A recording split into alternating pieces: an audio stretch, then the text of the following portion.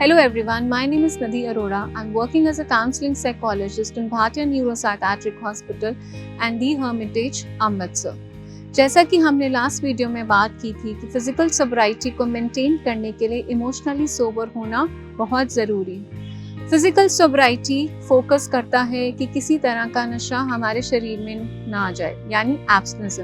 वहीं दूसरी ओर emotionally sobriety हमें इक्विप करती है उन नेसेसरी स्किल्स और टूल्स के साथ जो हमें हमारे नेगेटिव इमोशंस, नेगेटिव फीलिंग्स को मैनेज करने में हमारी मदद करते हैं। वो कौन से ऐसे ट्रिगर्स हैं जो हमें इमोशनली अनस्टेबल कर देते हैं? अपनी नेगेटिव फीलिंग्स और अपने नेगेटिव इमोशंस को जहाँ हम कोप अप करते थे ड्रग्स, अल्कोहल के साथ, आज वहीं विदाउट सब्सटेंस या विदाउट एनी एडिक्टिव बिहेवियर, आज उन्हें जब हम हेल्दी वे में प्रोसेस करते हैं, रेगुलेट करते हैं, मैनेज करते हैं, तो उसे हम कहते हैं कि हम इमोशनली सोबर हो रहे हैं। इमोशनल सोबराइटी को 3 कीवर्ड्स डिफाइन करते हैं। Number 1 is consideration.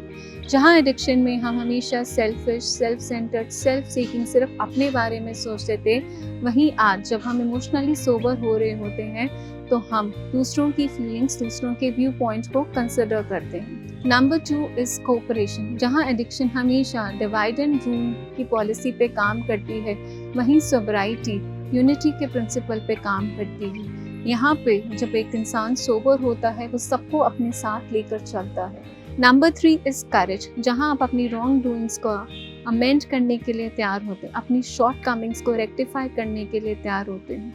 आप अपनी लाइफ को एक पर्पस देते हैं और उस डायरेक्शन के ऊपर फुली कमिटेडली आप चलने के लिए तैयार होते हैं। तो आज हम इस वीडियो में बात करने जा रहे हैं कुछ ऐसे साइंस और बिहेवियर्स की जो हमें बताते हैं कि हम इमोशनली सोबर हो रहे हैं। आप अपनी रियलिटी को, यानी प्रेजेंट की सिचुएशन को ग्रेसफुली एक्सेप्ट करते हैं। आप ना उससे लड़ते हैं ना भागते हैं। आप एक सोल्यूशन ओरिएंटेड अप्रोच करते हैं कि अब इसमें करना क्या है, रादर देन कि इसमें फंसे रहें कि मेरे साथ ऐसा क्यों हुआ। आप स्ट्रगल, ग्रीफ, डिस्कम्फर्ट को लाइफ का एक नेचुरल हिस्सा मानते हैं। आप उसे एक अपॉर्चुनिटी की तरह लेते हैं जो आपको लाइफ में कुछ ग्रो कराने आई है, कुछ लाइफ में सिखाने आई है। आप पास्ट में ड्वेल नहीं करते, रादर आप पास्ट को एक रेफरेंस की तरह यूज करते हैं अपनी पास्ट की रॉन्ग डूइंग्स को अमेंड करने के लिए। Rather than self pity, victim mentality या गिल्ट में फंसने की जगह आप अपने प्रेजेंट को एक्शन ओरिएंटेड बनाते हैं। Rather than jumping into conclusions, आप अपनी बात, अपनी नीड्स, अपनी फीलिंग्स को एक्सप्रेस और शेयर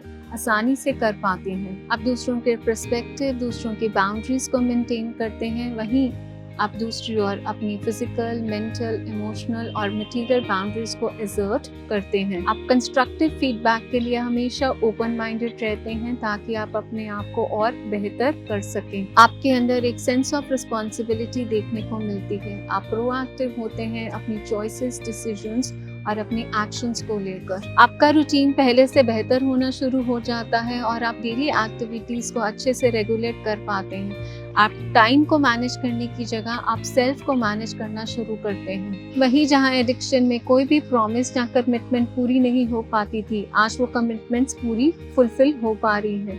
आपके अंदर एक सेंस ऑफ अकाउंटेबिलिटी देखने को मिलती है। आप अपने हर एक्शन के लिए अकाउंटेबिलिटी देने के लिए तैयार होते हैं। आपके अंदर रेजिलियंस यानी एक फ्लेक्सिबिलिटी, एक कैपेसिटी बिल्ड होती है लाइफ के चैलेंजेस और सेटबैक्स को विदाउट सब्सटेंस मैनेज करने के लिए। जहाँ पहले हमारा behaviour defined, root, rigid, stubborn हो गया था, आज हमारे बिहेवियर में मॉडेस्टी, ह्यूमिलिटी, सबके लिए रिस्पेक्ट एंड रिगार्ड देखने को मिलता है। आज हमारे रिश्ते मीनिंगफुल और हेल्दी हो गए हैं। जहाँ हमेशा डर, सुकून, गिले शिकवे दिखते थे रिश्तों में, आज उन रिश्तों में चैन, आंखों में एक तसल्ली दिखती है। हम अपने बिलीफ सिस्टम्स को पास से बिल्कुल देखते हैं कि हमारा कौन सा बिलीफ सिस्टम हमें लिमिट कर रहा है या एम्पावर कर रहा है, और हम पुराने बिलीफ सिस्टम्स को आज हम रेडिली चेंज करने के लिए बिल्कुल तैयार हैं। I know it all attitude की जगह हमारे अंदर एक लर्निंग मोड आ रहा है। हम हमेशा नए स्किल्स को सीखने के लिए, उन्हें पॉलिश करने के लिए, उन्हें रिन्यू करने के लिए उत्सुक दिखते हैं। अपनी मर्जी को छोड़कर हम प्रोग्राम की मर्जी के हिसाब से ही हमेशा चलते हैं। जब आपके अंदर ये एक पैराडाइम शिफ्ट होने लगता है कि आप रिकवरी अपने लिए कर रहे हैं, आप अपने लिए ठीक हो रहे हैं, रादर देन कि आप किसी के ऊपर एहसान कर रहे हैं, उस शिफ्ट को हम कहेंगे हम इमोशनली सोबर हो रहे हैं। कहते हैं कि most important work is always ahead of you. अपनी रिकवरी को मेंटेन करने के लिए आप अपने उन स्किल्स, अपने उन टूल्स को इक्विप कीजिए जिससे आप इमोशनली सोबर हो सकते हैं। ऐसे ही और वीडियोस को देखने के लिए आप हमारे चैनल दी हर्मिटेज को सब्सक्राइब करें।